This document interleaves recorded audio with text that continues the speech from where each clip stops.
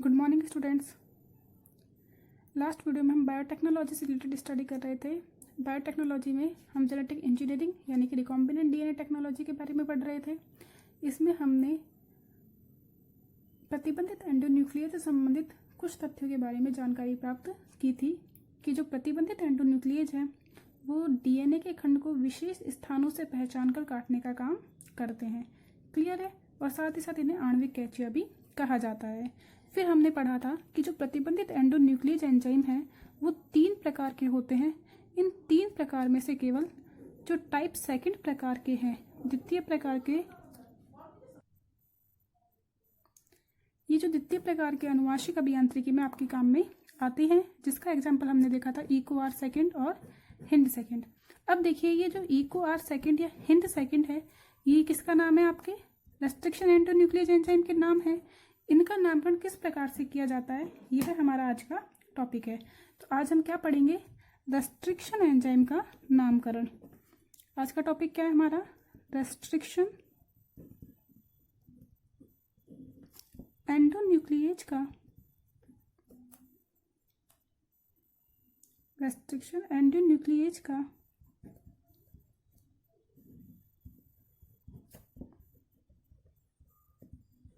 नामकरण। किस तरीके से हम रेस्ट्रिक्शन एंडोन्यूक्लियस एंजाइम का नामकरण करते हैं। अब देखिए, रेस्ट्रिक्शन एंडोन्यूक्लियस एंजाइम के नामकरण करने से पहले हम एंजाइम का नाम देखते हैं। क्या एंजाइम का नाम क्या है? Eco R2। देखिए कितने पदों में नाम है इसका? Eco R2। 4 पदों में नाम होता है इसका। कितने पदों में नाम है? 4 पदों में। अब जो पहला वर्ड है ई, कैपिटल में लिखा गया है। ये ई किसको दर्शा रहा है? जो प्रथम अक्षर है ये वंश को दिखाता है जिस जीवाणु से क्या लिया जाता है, ये रेस्ट्रिक्शन एंजाइम प्राप्त किया जाता है। जो प्रथम नाम है यह वंश को दर्शाता है।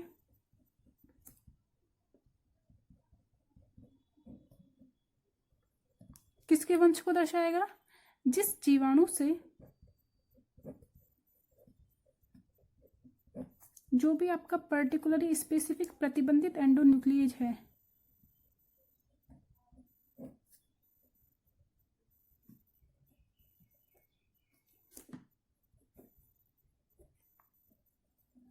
जिस जीवाणु से प्रतिबंधित एंडोन्यूक्लियस एंजाइम प्राप्त किया जाता है।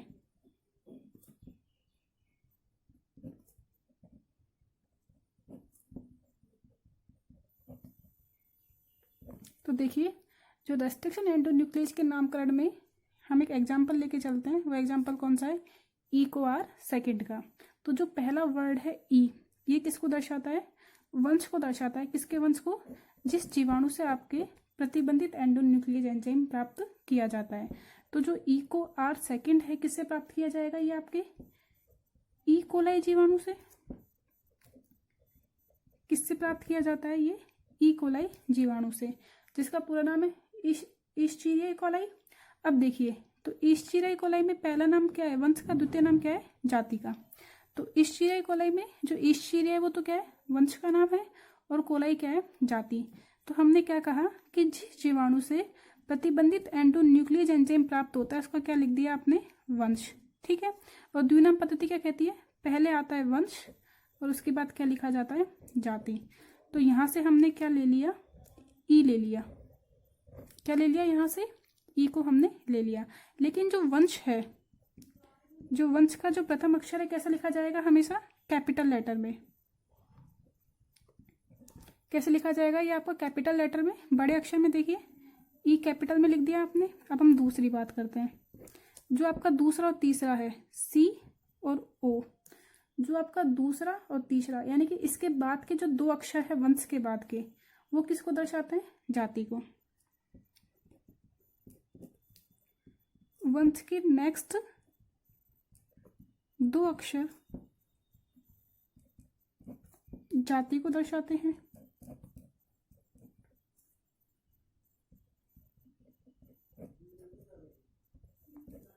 किसको दर्शाएंगे?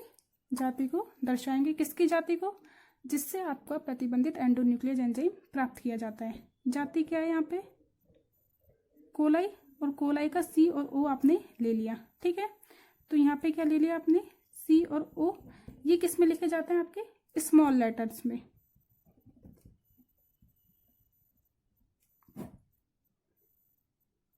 किस में लिखे जाएंगे? आपके स्मॉल लेटर्स में।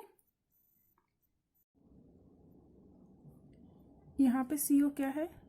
सीओ है ई कोलाई की जाति। सीओ मीन्स कोलाई, कि जिससे आपका जीवाणु, जिस जीवाणु से आपका एंजाइम प्राप्त हो, जीवाणु क्या है? जाति। तो प्रथम नाम वंश का, द्वितीय और तृतीय अक्षर किसका हो गया? जाति का।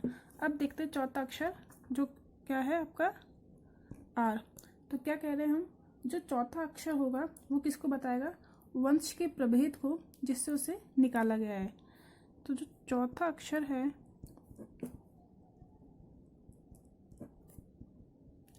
क्या दिखाएगा? वह वंश के प्रभेद को दर्शाता है,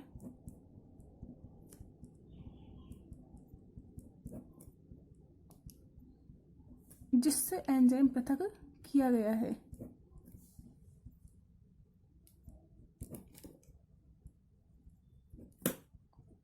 जिससे एंजाइम पृथक किया गया है। देखिए क्या कह रहा है ये। अगर आपको याद होगा तो हमने ग्रिफिथ का एक्सपेरिमेंट पढ़ा था चूहे में। ग्रिफिथ का एक्सपेरिमेंट, जिसकी दो जातियां थी, दो प्रभेद थे, आर प्रभेद और एस प्रभेद। तो देखिए, एक तो होता आर प्रभेद और एक एस प्रभेद। एक तो उग्र होता है और एक अनुग्र। अब जो आपने ये जो ई को आर सेकंड जो हमारे पास एंजाइम है, ये कौन से प्रभेद से लिया है? आर वाले प्रभेद से। कौन से प्रभेद से लिया है? आर से। देखिए, जीवाणु के पास दो प्रभेद होता है, एक तो जो रोग उत्पन्न कर सकता है और एक जो रोग उत्पन्न नहीं कर सकता है। तो एक प्रभेद तो आर प्रभेद होता है, जबकि दूसरा प्रभेद एस होता है। किसी किसी में ज्यादा प्रभेद भी हो सकता है। तो यहाँ पे जो ई कोलाई का आर प्रभेद था, इससे ये प्राप्त किया गया है, एस प्रभेद से ये प्राप्त नहीं किया गया है। तो चौथा अक्षर किसे बताएगा? प्रभेद को बताएगा, जिससे उस एंजाइम को निकाला गया है। तो ई को आर कहाँ से निकाला गया है? ई कोलाई की प्रभेद आर से। क्लियर हुआ? तो किससे निकाला गया है ये? ई कोलाई जो बैक्टीरिया है उसके आर प्रभेद से। क्लियर हुआ? अब देखिए, हमने लास्ट में लिखा है सेकंड, ई को आर सेकंड। अब ये सेकंड क्या बता रहा है? या ई को आर फर्स्ट है तो वो फर्स्ट क्या बता रहा है? यदि किसी एंजाइम, यदि किसी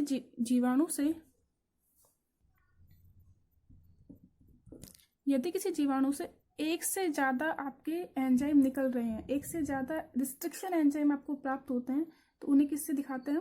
रोमन अंकों से। अगर एक से ज्यादा प्रतिबंधित एंजाइम प्राप्त होते हैं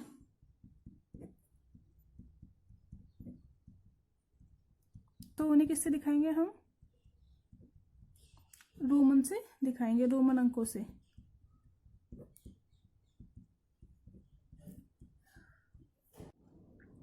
तो एक से ज्यादा जो अगर आपको रेस्ट्रिक्शन एंजाइम प्राप्त होते हैं तो उन्हें हम किससे दिखाएंगे? रोमन अंकों से। जैसे कि अपने पास एग्जांपल लिखते हैं हम, ई को आर फर्स्ट, ई को आर सेकंड। अब जैसे हम बात करते हैं हिंड सेकंड,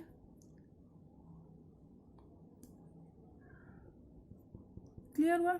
अब देखिए, यहाँ पे ध्यान रखने वाली क्या बात है, एक बार दोबारा देख लीजिए। प्रथम नाम वंश को, एच क्या है आपका? हीमोफिलस। हिंड जो सेकंड है ये आपके हीमोफिलस इन्फ्लुएंजी से मिलता है। किससे मिलता है? हीमोफिलस इन्फ्लुएंजी से। तो जो पहला जो वर्ड है वो किसको दर्शाएगा? वंश को। दूसरा और तीसरा किसको दिखाएगा? जाति को। देखिए, यहाँ पे सीओ कोलाई को दिखा रहा है, यहाँ पे भी सीओ कोलाई को दिखा रहा है, और यहाँ पे आई एन किसका है? इन्फ्लुएंजी का। जो आपके पास वंश और जाति है, इसे हम किस में लिखते हैं? इटैलिक्स में। इटैलिक्स का मतलब होता है तिरछा। इटैलिक्स से क्या तात्पर्य है आपका? तिरछा। तो इन्हें हम किस में लिखेंगे? इटैलिक्स में लिखेंगे। और जो आपके पास चौथा है वो किसको दिखाएगा? आपके कौन से प्रभेद से मिला है? यहाँ पे आर प्रभेद से मिला है, और यहाँ पे कौन से प्रभेद से मिला है? डी प्रभेद से मिला है। जितने एंजाइम प्राप्त होते हैं, 1 है, 2 है, 3 है, उन्हें हम किससे दिखा देंगे? रोमन अंकों से दर्शा दिया जाता है। इस प्रकार हम रेस्ट्रिक्शन एंडोन्यूक्लियेज एंजाइम का नामकरण करते हैं। मुझे उम्मीद है आपको समझ में आया होगा। अब देखिए, हम कहते हैं कि रेस्ट्रिक्शन जो एंडोन्यूक्लियेज है ये क्या करता है, प्रतिबंधित एंडोन्यूक्लियेज है। प्रतिबंधित एंडोन्यूक्लियेज से क्या मतलब है, किसी विशेष स्थल से, क्या मतलब हुआ इसका, किसी विशेष स्थल से डीएनए खंड को पहचानकर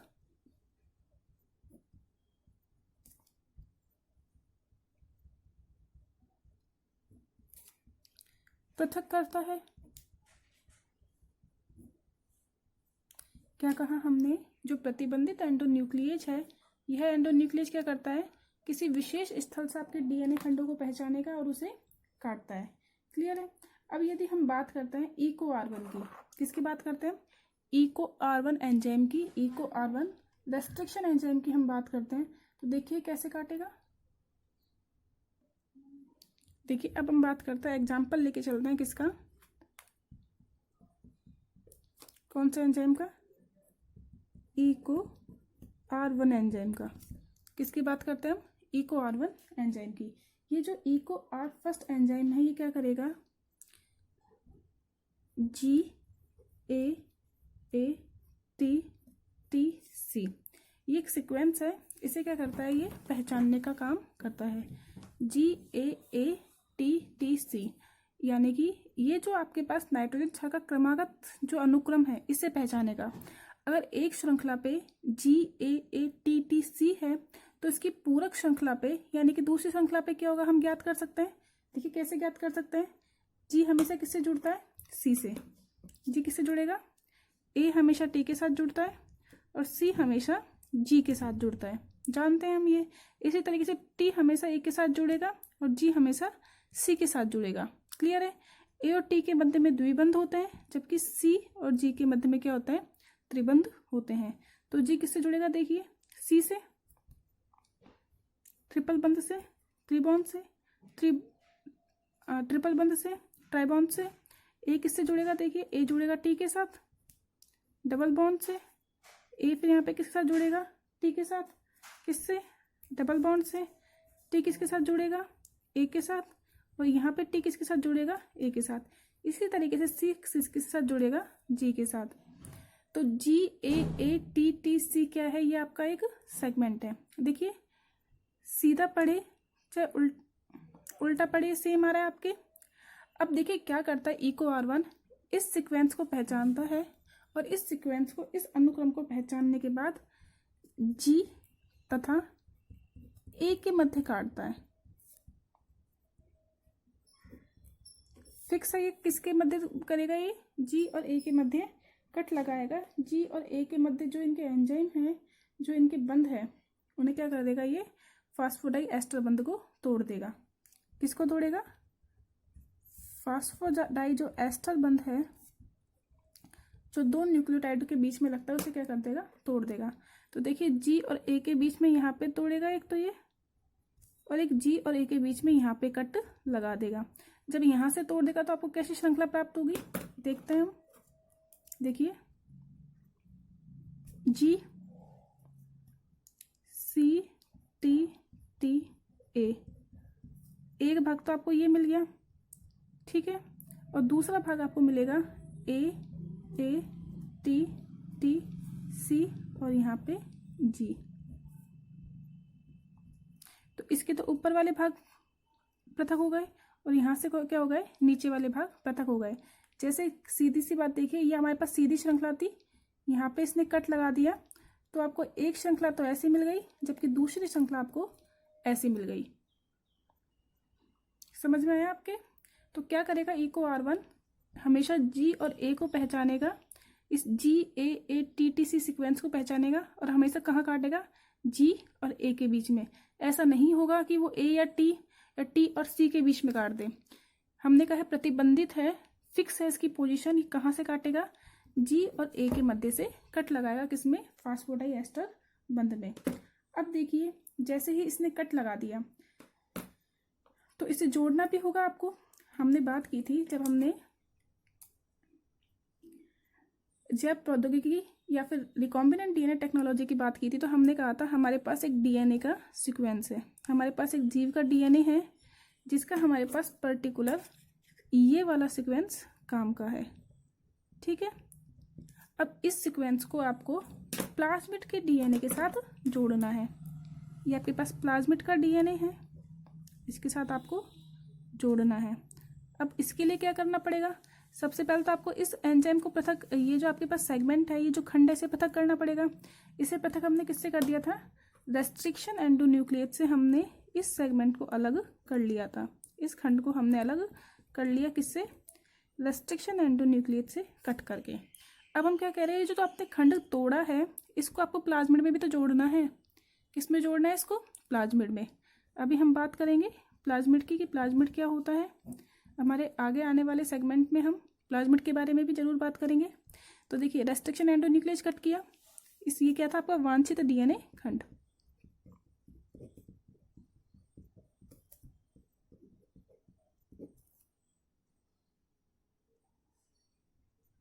अब देखिए, जैसा मैं आपको पहले भी बता चुकी थी, ये मेरे पास प्लाज्मिड है। प्लाज्मिड गोलाकार संरचना होती है। अब इस गोलाकार प्लाज्मिड में सपोज कीजिए मेरे पास ये वांछित डीएनए खंड है। इस वांछित डीएनए खंड को इस प्लाज्मिड में मुझे जोड़ना है, तो सबसे पहले इसमें भी तो कट लगाना पड़ेगा। इसको काटेंगे, किससे काटेंगे, रेस्ट्रिक्शन एंडोन्यूक्लियस से। काट दिया तो खुल गया श्रृंखला। अब इस श्रृंखला में हमें ये डीएनए खंड को जोड़ना है। क्लियर है, तो क्या करेंगे, इसमें भी हमने कट लगा दिया वही रेस्ट्रिक्शन एंडोन्यूक्लियस से। इसके बाद श्रृंखला क्या हो गई, ये खुल गई। अब श्रृंखला क्या हो गई आपकी, खुल गई। अब इस डीएनए खंड में, जो आपका प्लाज्मिड का डीएनए खंड है, इसमें ये बाहरी डीएनए जोड़ना है। तो बाहरी डीएनए को जोड़ने के लिए, इन दोनों को जोड़ने के लिए हम एक अन्य एंजाइम का उपयोग करते हैं, जिसे हम क्या बोलते हैं, लाइगेजेज एंजाइम। कौन सा एंजाइम जोड़ेंगे, किस एंजाइम की सहायता से जोड़ेंगे हम, लाइगेज एंजाइम की सहायता से।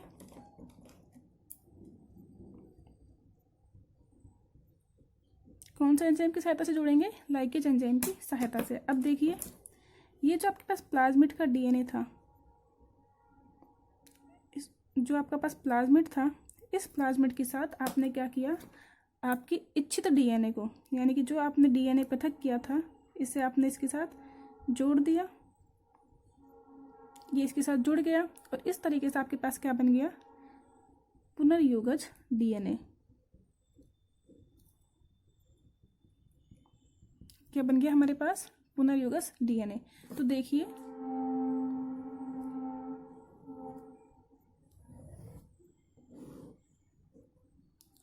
हम इतनी बात कर चुके हैं पुनर्योगज डीएनए के संदर्भ में। आपने रेस्ट्रिक्शन एंडोन्यूक्लियस प्रतिबंधित एंजाइम तो पढ़ लिया। अब जोड़ने वाले एंजाइम के बारे में बात करते हैं, जो कि कौन सा एंजाइम है, लाइगेज एंजाइम। तो हम नेक्स्ट एंजाइम जो पढ़ेंगे वो कौन सा होगा, लाइगेज एंजाइम।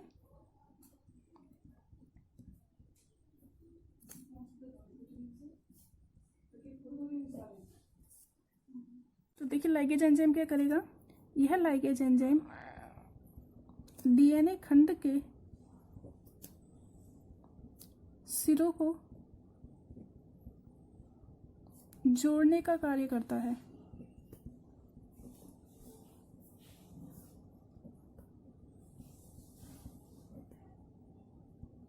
क्या करेगा, डीएनए लाइगेज एंजाइम कि डीएनए के खंडों को जोड़ने का काम करता है। देखिए, लाइगेज ने, ये जो आपके पास रेस्ट्रिक्शन एंडोन्यूक्लियस था, इसने कैंची के समान काम किया, इसे कट कर दिया। जबकि लाइगेज एंजाइम क्या है, मॉलिक्यूलर गम है, मॉलिक्यूलर गोंद है, जो कि चिपकाने का काम करता है। ये जो सेगमेंट थे दोनों अलग अलग थे, इनको किसकी सहायता से जोड़ दिया हमने, लाइगेज एंजाइम की सहायता से इन्हें हमने जोड़ दिया। ऐसे ही हमारे पास और भी बहुत से एंजाइम हैं जिनके बारे में हम हमारे नेक्स्ट वीडियो में बात करेंगे। जैसे कि हमारे पास लाइसोजाइम एंजाइम है। लाइसोजाइम एंजाइम के साथ साथ क्षारीय फास्फेटेज, डीएनए पर निर्भर होने वाले डीएनए पॉलीमरेज, आरएनए पर निर्भर होने वाले डीएनए पॉलीमरेज, ऐसे बहुत से अन्य एंजाइम हैं जिसके बारे में कब बात करेंगे, हमारे नेक्स्ट वीडियो में। क्लियर हुआ? तब तक के लिए थैंक यू।